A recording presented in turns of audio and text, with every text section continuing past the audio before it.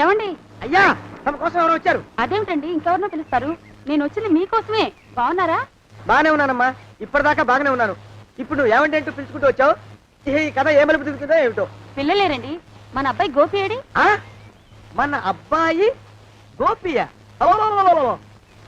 వాడు నాన్న కొంచెం తలనొప్పిగా ఉంది, ఇప్పుడే రైలు ఇంజిన్ కింద తలబెట్టి వచ్చేస్తానని వెళ్ళాడు. అమ్మాయి శాంతి ఏది? అంత అది దాని స్నేహితురాళ్ళు సూర్పడక, పూతన, తుళక్కి వాళ్ళతో ఆడుకుంటానని ఇంట్లో నుంచి 4 పుర్రెలు 5 ఎముకలు తీసుకొని టిక్కి టిక్కి టిక్కి టిక్కి వరకు వెళ్ళింది. ఇంతకీ నువ్వెవరు తల్లి? అదేమిటండి ఇంకా మీ చిలుపుతనం పోలేదన్నమాట. నేను గజలక్ష్మిని, మీకు పూర్వజన్మల పారిని.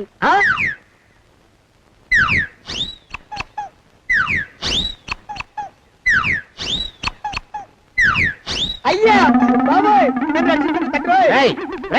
ఏమిట్రా గావు కేకలా? కుంచిత పదం. ఒరేయ్, నువ్వు ఇక్కడే అయ్యగారి దగ్గర పనిచేస్తున్నావా? వెళ్ళి మా ఇద్దరికి కాఫీలు పట్టరారా?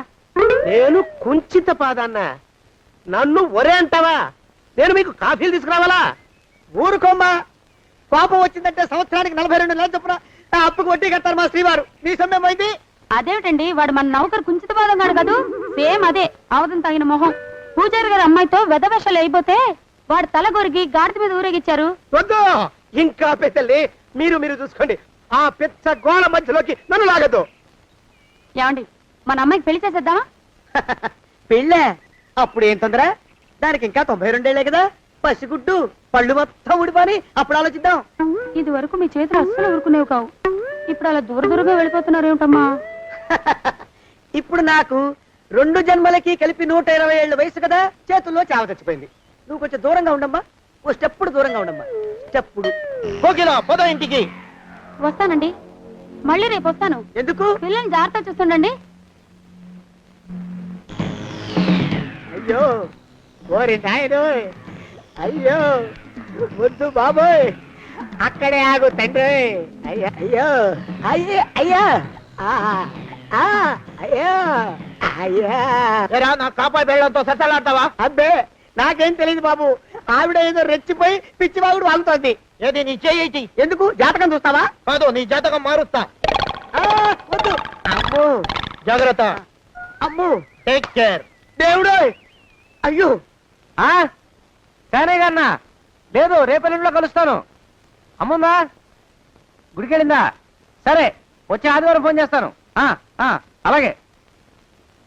ఈ ఊళ్ళో సేనయ్యని మా నాన్నకు ఒక ఫ్రెండ్ ఉన్నాడట్రా. ఆయన ఇంట్లో నన్ను ఉండమని మా నాన్న గొడవ.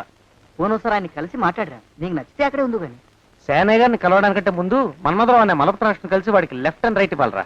ఆ పని తర్వాత చూద్దుగానే కానీ ముందు ఆ శానయ్య గారిని కలిసి మాట్లాడు. అమ్మో, ఏమంటే సేనయ్య గారు అంటే మీరేనా? కాదు బాబు, ఆది కృష్ణుడికి నాందం ఎక్కడిది? చింపాంజీకి పంచజిప్పి కట్టినట్టు ఉంటాడు. లోపల ఎక్కడ తగులుంటాడో చూడండి. చేతికి ఏమైందండి? మొన్ననే పొరపాటున రైలు ఇంజిన్ కింద పెట్టాలండి. మీరు వెళ్ళి పని చూసుకోండి బాబు. ఎంతకాలం అయింది పాపం? ఏంటి మీకు మతి చెలించి? అయ్యో, నాకు మతి చెల్లించడం ఏమిటి? సేనయ్య గారు, సేనయ్య గారు.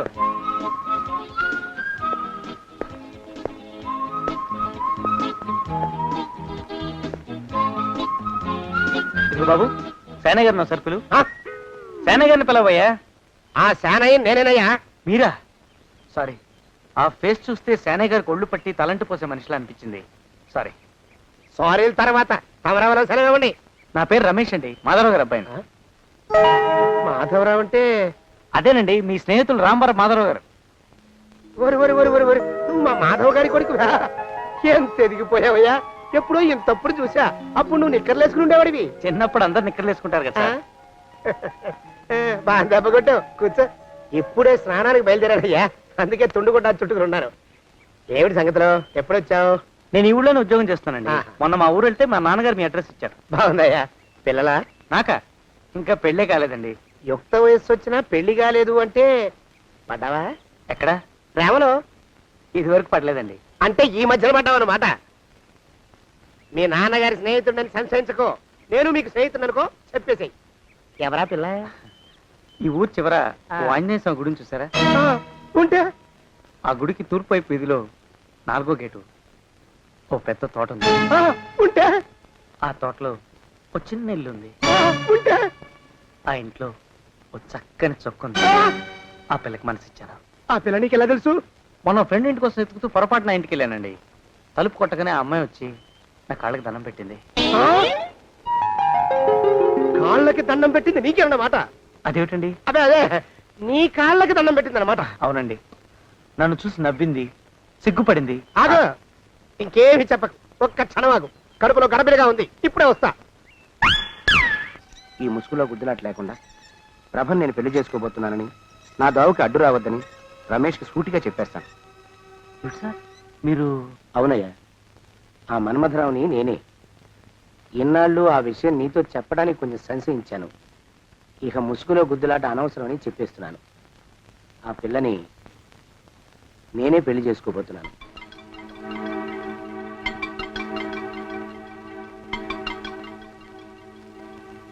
Congrats sir. బావను పట్టుకు తన్నేరు వీధి వీధి తిప్పేరు వీధుడు గంధం పూసేరు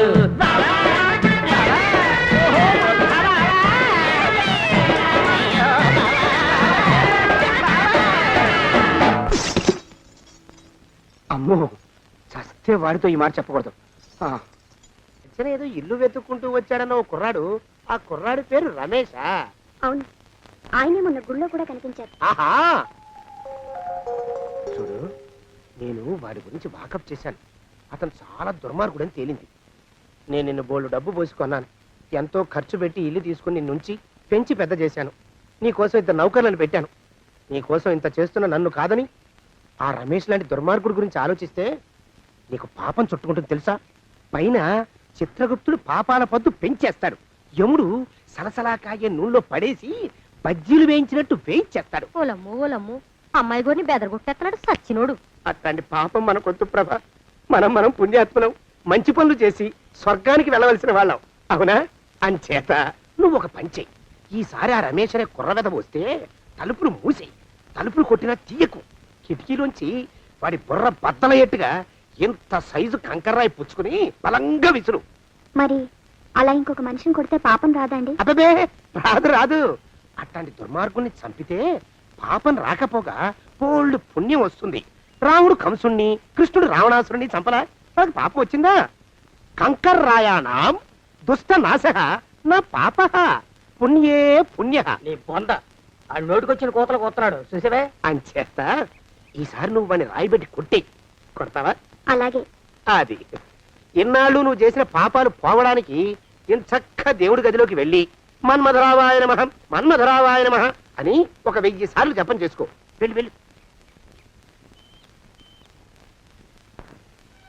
రేయ్, ఈసారి ఈ ఇంటి ఛాయలకు వచ్చి చూడు.